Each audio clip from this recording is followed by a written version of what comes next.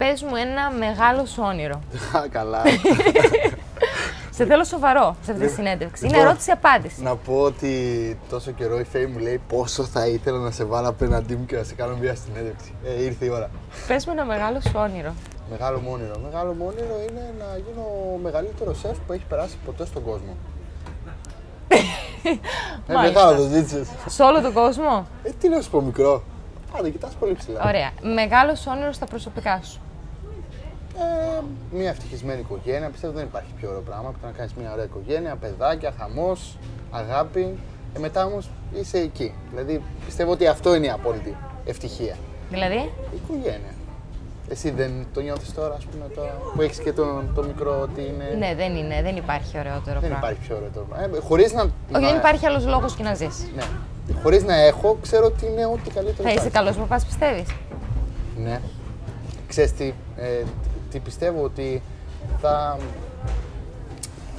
θα είμαι εκεί, μόνο εκεί. Δηλαδή αυτό που θα με νοιάζει εκείνη την ώρα θα είναι αυτό. Και γι' αυτό προσπαθώ να κάνω τα επαγγελματικά ό,τι μπορώ μέχρι εκείνη την ώρα, γιατί ξέρω ότι μετά θα είμαι περισσότερο με τα παιδιά. Τι δεν θα ήθελες να κάνεις σαν πατέρας?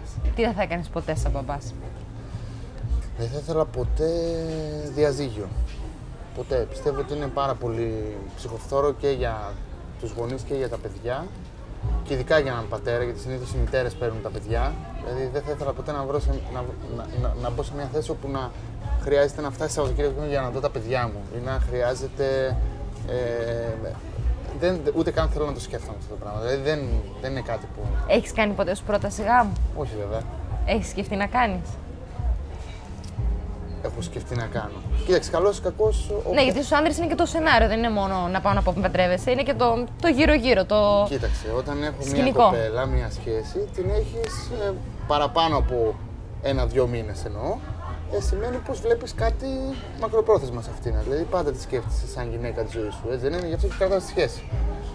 Οπότε ουσιαστικά όποια σχέση και να έχεις, πάντα κοιτάς σαν γυναίκα σου. Εγώ προσωπικά αυτό κάνω. Δηλαδή κοιτάζω, θα μπορούσε να είναι η γυναίκα μου.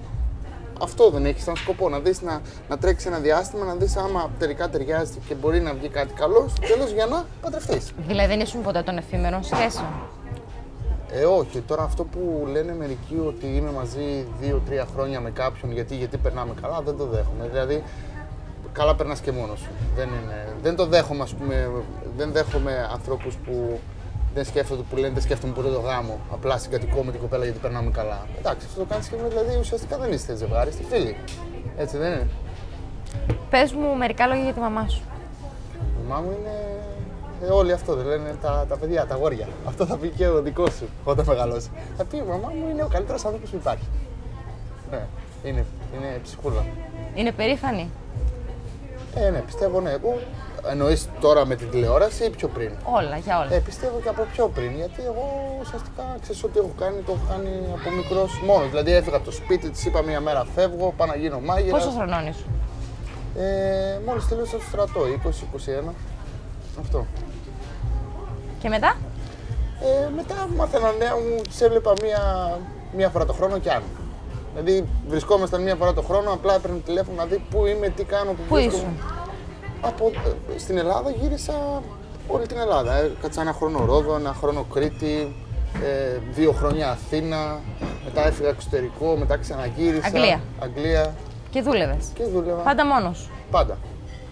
Οι πιο δύσκολες συνθήκες ζωής που είχες? Ναι, πιο δύσκολες συνθήκες ζωής 2. Μία όταν ήμουν φοιτητής στην Αθήνα, ο φοιτητής εννοώ τη σχολή λογιστικής τελείωσα πιο πριν. Α, την έχεις τελειώσει? Ναι. Είσαι λογιστής, Άκη? Δεν έχω πτυχίο λογιστικής. Σοβαρά μιλάς? 733. Τέλεια. Ναι, 733. Δεν έχω ιδέα όμως.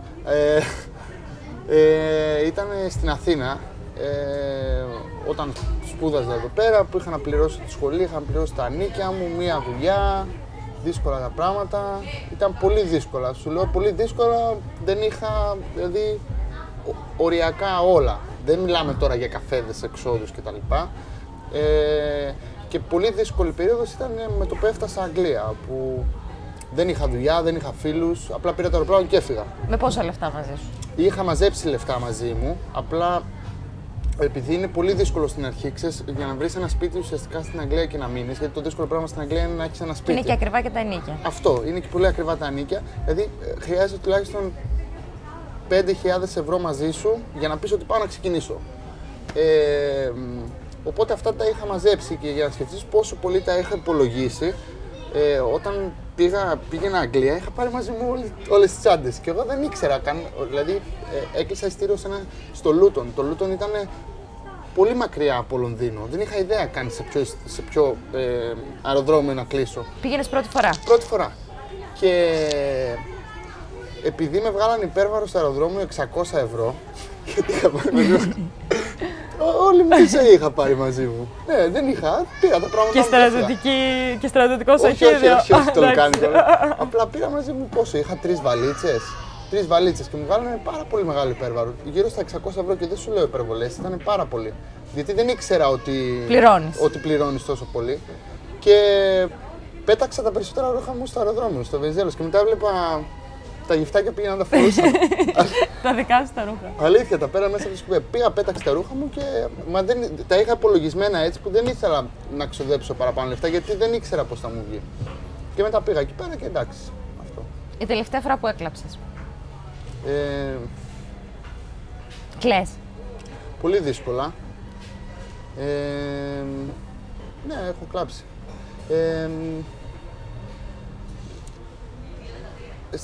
Στην Αγγλία. Γιατί? Όταν έφυγα από Ελλάδα, όπου και αν δούλευα, τώρα αυτό θα ακουστεί λίγο ψωνίστικο, όπου δούλευα ήμουν το παιδί του σεφ. Δηλαδή ο σεφ θα έλεγε πως είμαι ο καλύτερός του. Και εγώ είχα περηφάνεια πάντα. Ξέρεις, δεν δούλευα 8ωρο, δούλευα παραπάνω, ήμουν το σπασικλάκι της κουζίνας ουσιαστικά. Και εγώ έφυγα με μια νοοτροπία όταν βγήκα έξω ότι θα πάω έξω και θα το σκίσω. Θα έρχεται η σεφάρα να σκίσει. Και στην πρώτη δουλειά που πήγα, ήμουνα με διαφορά χειρότερος στην Αγγλία. Με διαφορά. Στο πρώτο το λέγανε ή το έβλεπες? Το έβλεπα. Και είναι άσχημο πράγμα να το νιώθεις ότι είσαι χειρότερο. Δηλαδή, η βοηθή της κουζίνας, η βοηθή δεν ήταν Άγγλοι, ήταν μετανάστες. Ιταλοί, Ισπανοί. Όχι, Ιταλοί και Ισπανοί, ούτως άλλως αυτοί έχουν πολύ διακριτές θέσεις. Ήτανε πολύ καλύτερη από μένα. Δηλαδή, αν και ήξερα από την Ελλάδα να φτιάχνω 20 πιάτα, ουσιαστικά δεν ήξερα να μαγειρεύω. Και αυτό συνειδητοποίησα ότι η μαγειρική δεν είναι να ξέρεις να φτιάξεις ένα πιάτο. Η μαγειρική είναι πιο βαθιά γνώση. Πρέπει να ξέρεις να μαγειρεύεις. Πρέπει να παίρνεις ένα υλικό, να νιώθεις ότι αυτό είναι κοτόπουλο. Δηλαδή, μπορεί να ήξερα να φτιάχνω φοαγκρά με καραμελωμένα μήλα και το θυμάμαι γιατί με αυτό πήρα τη θέση μου στην πρώτη δουλειά. Και φύλλα σοκολάτας. Αλλά δεν ήξερα να ψήσω ένα φιλέτο κοτόπουλο. Το καταλαβαίνεις? Αυτή είναι η διαφορά. Δηλαδή τους έβλεπα όλους που βάζανε 10-20 κρέατα πάνω και ξέραν ακριβώς τι κομμάτι είναι αυτό, τι κρέας είναι αυτό. Είχαν γνώσεις, είχαν υπόβαθρο. Είχαν πολύ βαθιά γνώση. Και εσύ γιατί έκλαψες? Γυρνούσα σπίτι και με έπιασε το παράπονο. Γιατί εγώ πήγα εκεί πέρα με ψυχολογία ότι θα πάω να σκίσω. Νικητή. Ναι, πήγα ότι πάω και με το πάω στο πρώτο μαγαζί όλοι θα πούνε τι γαμάτος είναι αυτός, να το πω έτσι.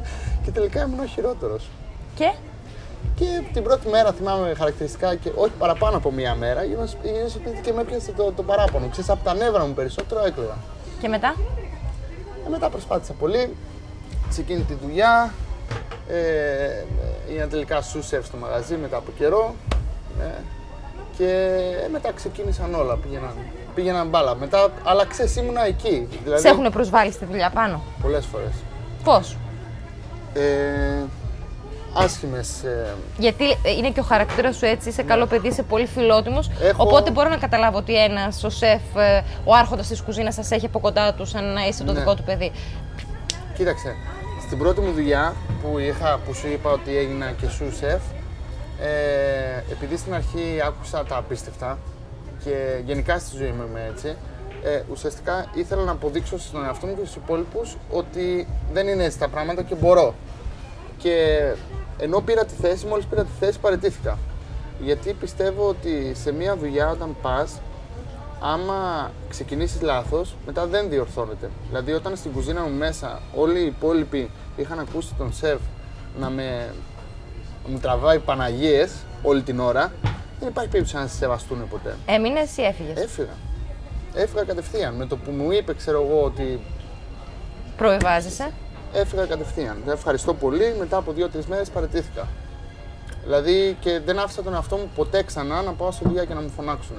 Δεν άφησα, σου λέω, συνειδητά. Δηλαδή στη τελευταία μου δουλειά στο The Goring, νομίζω πως ο σεφ δεν φώναξε. Στην Αγγλία. Ναι. Νομίζω πως ο σεφ δεν μου φώναξε ούτε μία φορά. Και δεν το έχει ξανακάνει ποτέ αυτό. Δηλαδή φώναζε ακόμα και στους σου σεφ του, δεν έδωσα δικαίωμα ποτέ. Πάντα στρατιωτικά. Τι άλλο δεν επιτρέπει στη ζωή σου, τα προσωπικά σου? Κοίταξε, γενικά από ό,τι σου έχω πει, είμαι άνθρωπος που ό,τι με πάει πίσω το αφήνω. Δηλαδή η σχέση μου πρέπει να με βοηθάει στη ζωή μου, όχι να με πάει πίσω. Πρέπει να σε ολοκληρώνει και γενικά τα πάντα που κάνεις στη ζωή σου πρέπει να σε ολοκληρώνουν. Ό,τι βλέπω ότι με πάει πίσω και δεν με αφήνει να προχωρήσω μπροστά, το αφήνω στην άκρη. Και το αφήνω πολύ εύκολα, δεν έχω πρόβλημα. Ποια συμβουλή της μαμάς σου κρατάς? Η μαμά μου έχει πει και όλη την ώρα αυτό μου λέει, να αγαπάς πολύ τη γυναίκα σου και τα παιδιά σου. Αυτό μου λέει όλη την ώρα. Όλα καλά, δηλαδή μου λέει πάντα για τη δουλειά, μου λέει το ένα το άλλο το παράλληλο, στο τέλος πάντα θα τελειώσει έτσι. Θα πει άντε σιγά σιγά να μου κάνεις και εγγονάκια. Το θέλεις σύντομα? Η μαμά μου. Εσύ? Η μαμά μου και αύριο. Η μαμά σου ξέρω. Εγώ όπως σου είπα εδώ και καιρό. πριν, εντάξει, είναι όνειρο ζωής. Πιστεύω ότι ολοκληρώνεις σαν άνθρωπος με μια οικογένεια. Θέλω πάρα πολύ, αλλά θέλω να είμαι εκεί, 100%. Το να κάνω αυτή τη στιγμή με όλα αυτά που γίνονται στη ζωή μου οικογένεια, θα ταλαιπωρήσω και εμένα και τα παιδιά μου και την οικογένειά μου. Θέλω να έχω κάνει αρκετά πράγματα, όχι να ζήσω. Δηλαδή, αυτά που λένε οι υπόλοιποι ότι θέλω να ζήσω στη ζωή μου και δεν έχω ζήσει αρκετά ή έχω ζήσει αρκετά για να κάνω οικογένεια, δεν τα δέχομαι. Ο κάθε χαρακτήρας είναι ξεχωριστός. Άμα δεν έχεις καλυφθεί με αυτά που έχεις ζήσει στη ζωή σου μέχρι τα 25, ούτε μέχρι τα 30 δεν θα καλυφθείς, ούτε μέχρι τα 40, ούτε μέχρι τα 50. Μια ζωή αποθυμένα θα έχεις. Οπότε αυτό έρχεσαι εσωτερικά και το διαχειρίζεσαι και λες ότι τι με καλύπτει, τι δεν με καλύπτει. Γιατί ένας αιώνιος Εργένης που λένε, ας πούμε, ότι θέλω να πάω με πολλές γυναίκες, δεν θα σταματήσει ποτέ να θέλει να πηγαίνει. Εσύ δεν ήσουν ποτέ έτσι? Εντάξει. Όλοι έχουμε κάνει. Έχω ζήσει φυσιολογικά. Δεν έχω κάνει υπερβολές, ούτε. Φανταζόσουν ότι η ζωή σου να εξελιχθεί έτσι? Κοίταξε. Φανταζόσουν ότι θα ήσουν ίσως ο πιο αγαπημένος άντρας στην κουζίνα? Ωραία. Για τις Ελληνίδες. Λοιπόν, θα σου πω τι γίνεται. Όταν πάμε για ύπνο το βράδυ, όλοι, και εσύ και εγώ και ο κάμεραμαν και αυτός που θα μας δει από εκεί, όλοι είναι 100% πως πριν κοιμηθούν σκέφτονται το τι θα ήθελαν να κάνουν στη ζωή τους ή το τι θα ήθελαν να είναι.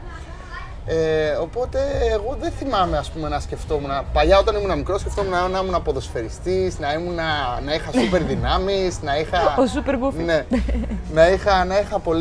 να είχα πολλά χρήματα, σκεφτόμουν τέτοια πράγματα. Από ένα σημείο και μετά, το μόνο πράγμα που σκεφτόμουν πριν κοιμηθώ είναι αυτό. Να πηγαίνω κάπου και να είμαι ο πιο καλός σεφ που υπάρχει. Αυτό. Δηλαδή ήταν όνειρό μου και είναι όνειρό μου, έτσι. Και το καλό σεφ είναι σχετικό. Ο καλός σεφ δεν είναι μόνο αυτός που το πετυχημένος, δεν το λέω σεφ, αναγνωρισιμότητα ή το ένα ή λεφτά. Δεν έχει να κάνει με αυτό. Ένας πολύ καλός σεφ μπορεί να είναι σε ένα μικρό χωριό όπου θα το ξέρουν όλοι και θα πηγαίνουν όλοι για να φάνε το φαγητό του. Και αυτός πετυχημένος. Ο χαρακτήρας μετράει, το ότι είσαι ένα πολύ ωραίο αγόρι μετράει? Πιστεύω μετράει αρνητικά για την τηλεόραση. Γιατί? Γιατί όταν θες να περάσεις τις ικανότητές σου και θες να περάσεις κάποια συγκεκριμένα πράγματα. Δηλαδή, εγώ δεν βγαίνω στην τηλεόραση για να πουλήσω εμφάνιση. Ναι, αλλά είναι και εικόνα. Σίγουρα είναι και εικόνα, αλλά βγαίνω για να πουλήσω το φαγητό μου. Οπότε. Δηλαδή, τι, πιστεύεις ότι ίσως κάποιος δεν εστιάζει σε αυτό που φτιάχνεις, αλλά εστιάζει στα μπράτσα? Όχι, καμία σχέση. Αλλά στα τατουάζ.